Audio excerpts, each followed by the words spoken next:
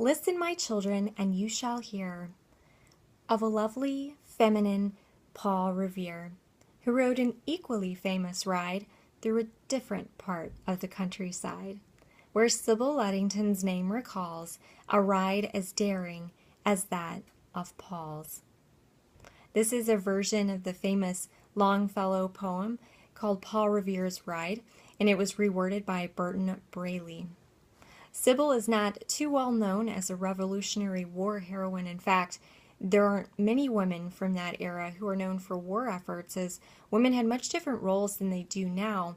But with research and some study, it is found that there are many women who made significant impacts in the war for independence. And Sybil Ludington's story is one of them, and well worth the study. So who is Sybil, and why do we care? Sybil's important ride came about 2 years after Paul Revere's ride, and very much mimics that of Paul Revere's. So the night was April 26, 1777, and a 16-year-old woman rode through the countryside on horseback for 40 miles to Danbury, Connecticut, in order to warn the Americans that the British were coming, of course. The only difference between Paul and Sybil's story, you may ask, there are a couple of differences.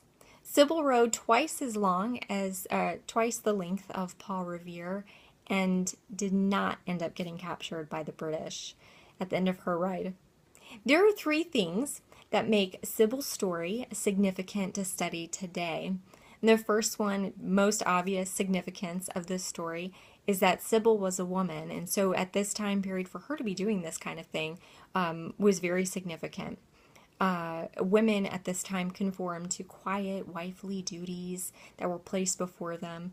Though Sybil was not married, however, even though she wasn't married, women at this time just didn't go flying around the countryside on the back of a horse at night. That just was not what they did. So it was significant in that regard. Secondly, Sybil embodies the spirit of America. Paula Hunt wrote an article about Sybil, and she encourages this idea that Sybil certainly portrayed attributes of persistence, courage, and spunk, which are seen in so many other stories that we hear about throughout the Revolutionary War, many of which are about men. Paul Revere's would be one of them. It's this ordinary people doing extraordinary things to help the cause. Sybil is definitely no exception to this idea here. And then lastly, Sybil's story is impacting people today. As her story is shared, many have been inspired to make their own ride, so to speak. Sybil's actions saved many people's lives, even though it was a little unconventional for women at the time, and it encourages women today.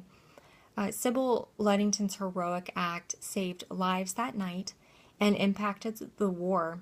It's definitely worth a little time to study for the legacy she left of courage. She recognized a need for her abilities, and she was willing to offer her life, her well-being, something. She was willing to offer those things for the sake of liberty, all of which are how our country began.